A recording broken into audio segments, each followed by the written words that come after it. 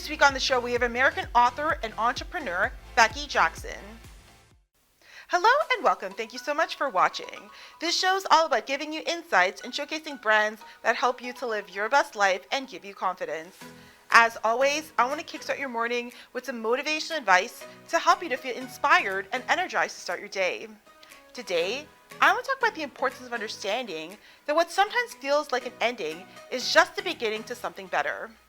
Have you ever had a time in your life where a situation ended and you were left feeling hopeless?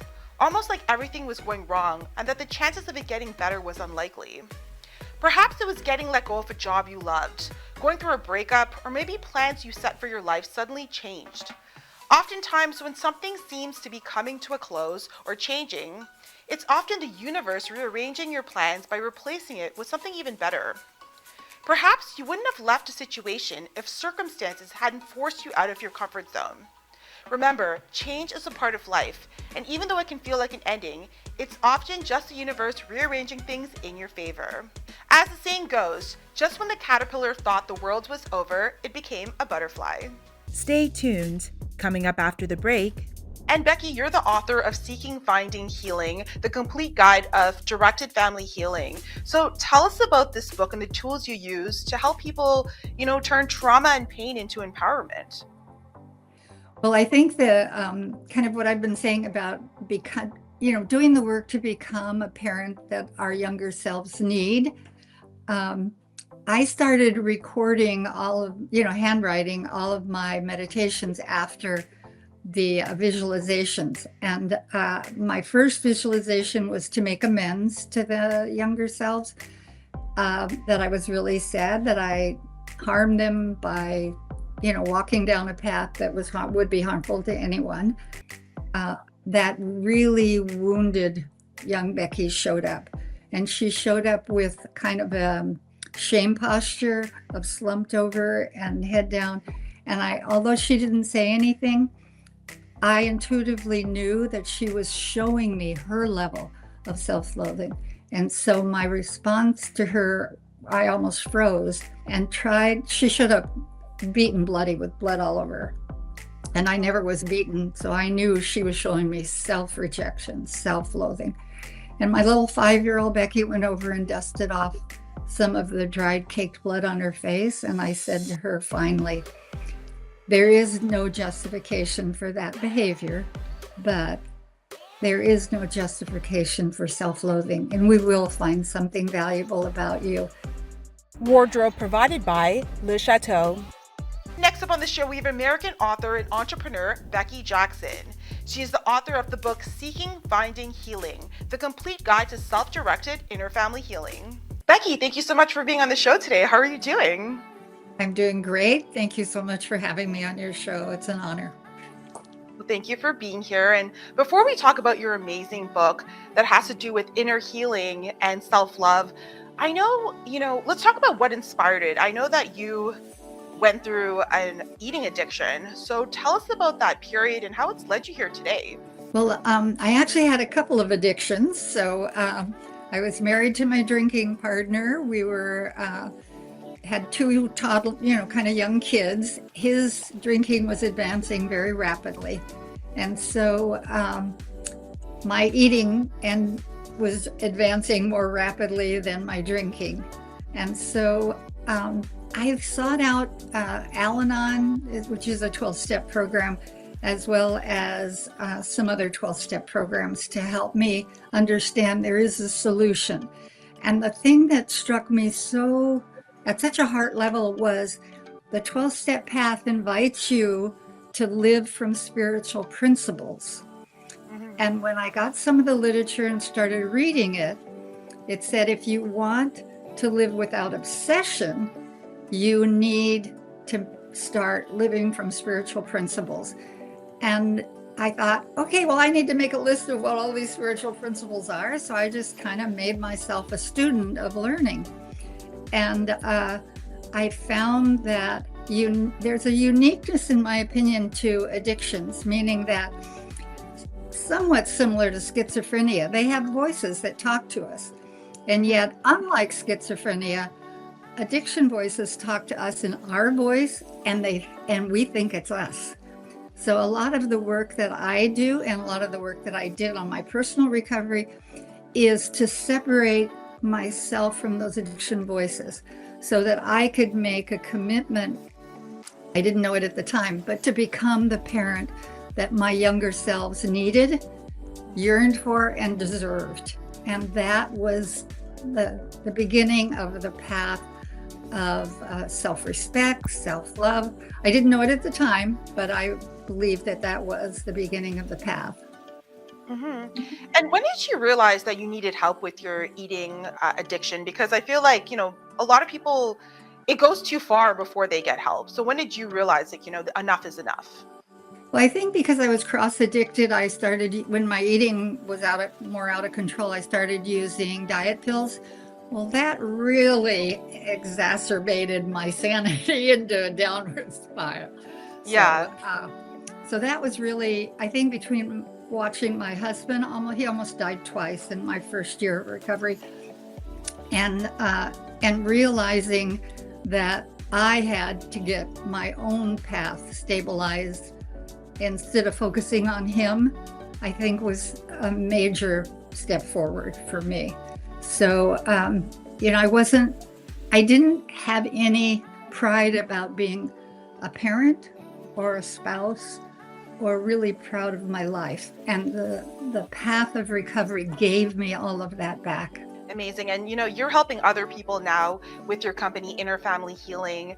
So tell us about how your company helps people get rid of past trauma and hurt. Well, I predominantly work with people with addictions, but I'm not exclusive to people with addictions. So let me start with kind of helping addicts understand, because their self-respect is probably the most bruised, is we're going to find a bottom line that includes no matter what. No matter what, we're going to stay away from the addiction. And so that starts to let us wake up in the morning with some self-respect building. I didn't realize that at the time, but integrity is one of the most major spiritual principles we can live by. So I decided to say to myself, I want to be a woman I respect, no matter what. I'm not going to pick up those addictions. That, again, started to open the door. So I help people with addictions have that in place first. With people who don't have addictions, I try to guide them, as you probably could tell from the book, into spending some time really working on what their spiritual and heart beliefs are. I've worked with people who are Christian, Muslim, Buddhist, Jews. It doesn't matter. What matters is that you find a spiritual foundation that really resonates at your own heart level. That way, the person starts to become, again, the parent that those younger selves need, yearn for, and deserve. When that is stabilized, they do start to show up in our meditation, hoping that we can guide them to letting go of self-rejection, self-loathing, self-hate, because they're trusting us. We are building the trust that a parent needs to build to be a guiding force in any younger child's life. So it's an inner process of building that trust, and then trusting that the individual's unique path, that when they show up, will be guided. So as you probably know, in my model, I encourage people not only to have that solid foundation of their own kind of heart wisdom, but I encourage them to believe that there are future selves that can help raise these kids to healthy levels. So, the old saying, it takes a village to raise a child. We build our own internal village from, future. I was 30 at the time, and I'll be 82 in a couple of months. Oh, so wow. I started visualizing future selves that had more wisdom than I had at the moment, that had more self-respect at the moment. And then I started bringing them in, and my younger selves love having all these grandmas and wise women to really count on, as well as me, as I went along. So was it scary to get started? Yeah. But was it necessary, and was it priceless in the long run? Absolutely. Yeah, and I think that's really interesting that, addictions are tied to self-worth, and that makes sense that, if you're not feeling good, then you turn to these things, but when you return back to self-worth and love, then we're able to heal ourselves, right? It is the younger selves that developed the dependencies on addictions because, a 12-year-old, an 8-year-old, a 15-year-old doesn't have the maturity really to come up with sane and sound solutions. And so helping them know we're going to help them find sane and sound, spiritually sane and sound solutions for living.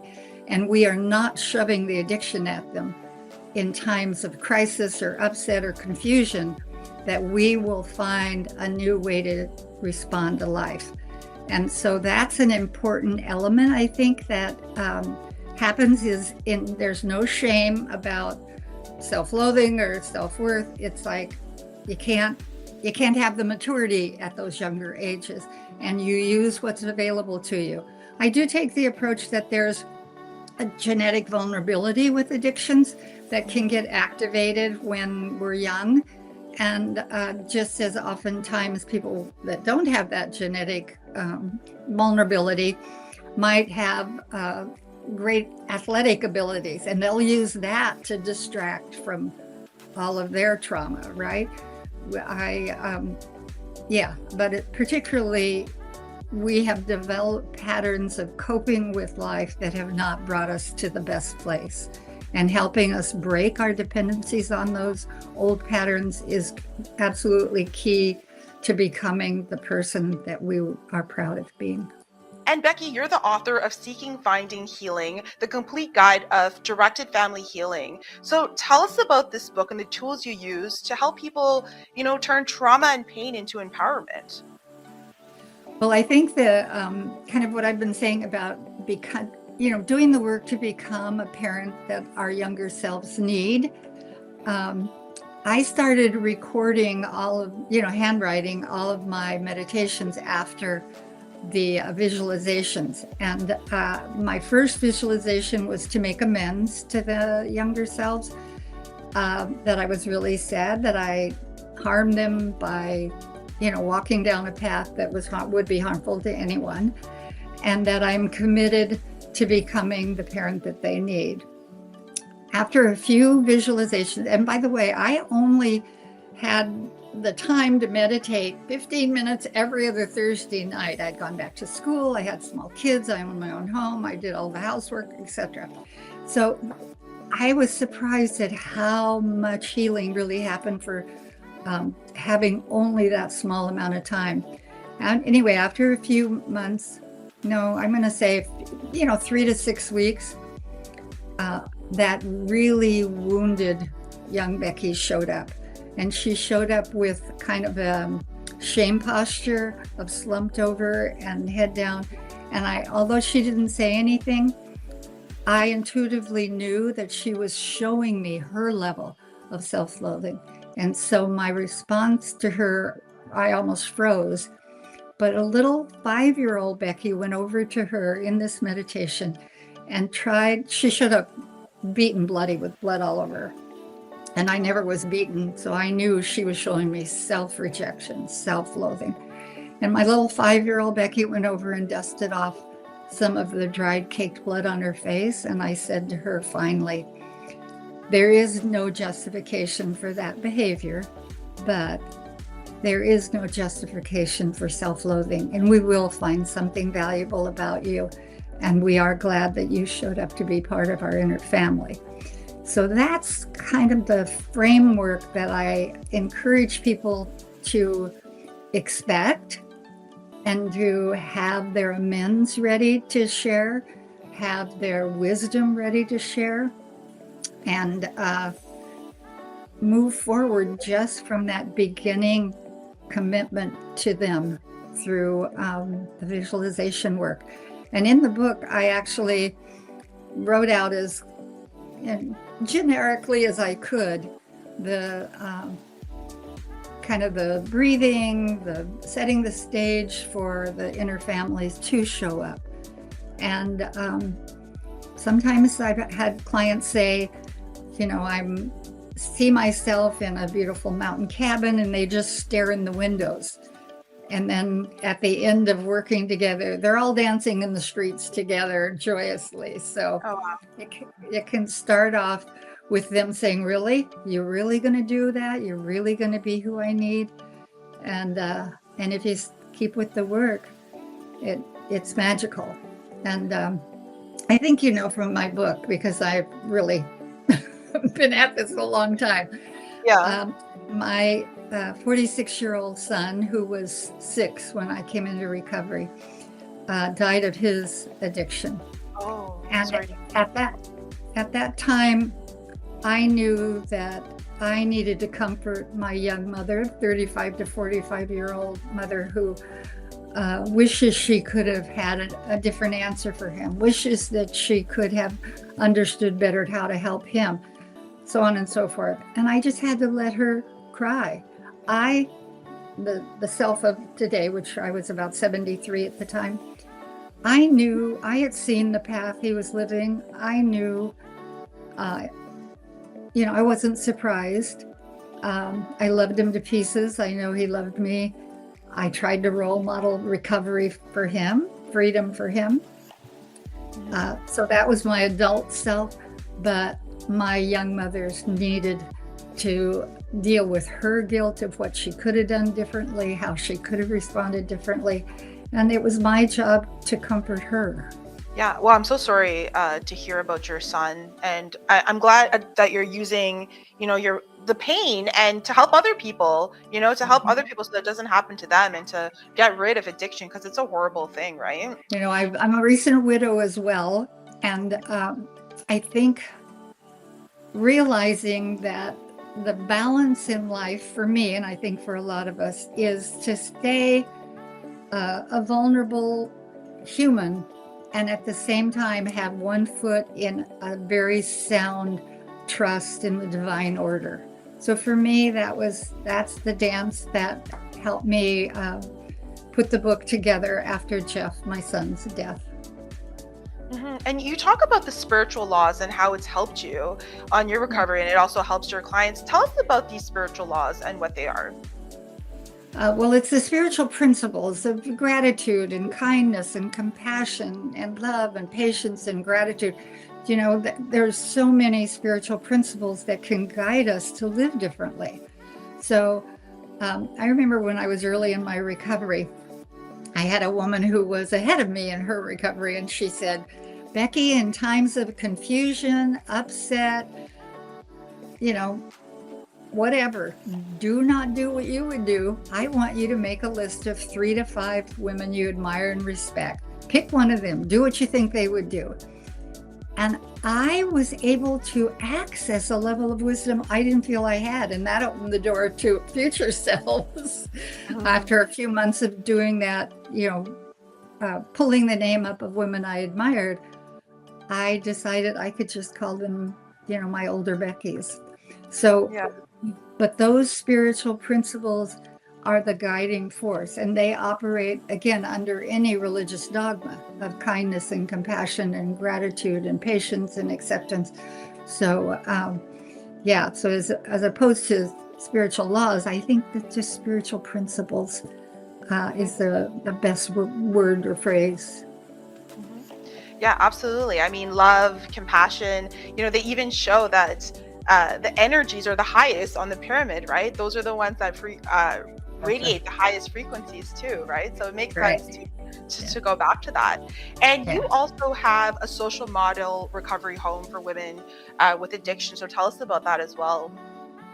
Oh, this was back in 1986, and a group of women in recovery, struggling, some of them, wanted me to move down to San Diego and open up this recovery home. And so took a little doing, but after a while I got down there, and it was a 12-step social model so that the women all had an opportunity to keep connections to any therapist they were working with. We didn't make them come in and use our therapy, but we wanted them to have a 12-step model of living from spiritual principles and putting, as I say, the plug in the jug on any addiction. And that was a safe environment for them to start doing their own inner work. And that's when I would do morning meditations with the group, invite them to understand that this healing is possible, that they can become the parent. It was for all women. They can become the mother that these younger selves need. So, I was the executive director there for a few years, and then I left and did some other things, but it was a magical program. I'm still in touch with the woman who was our first resident.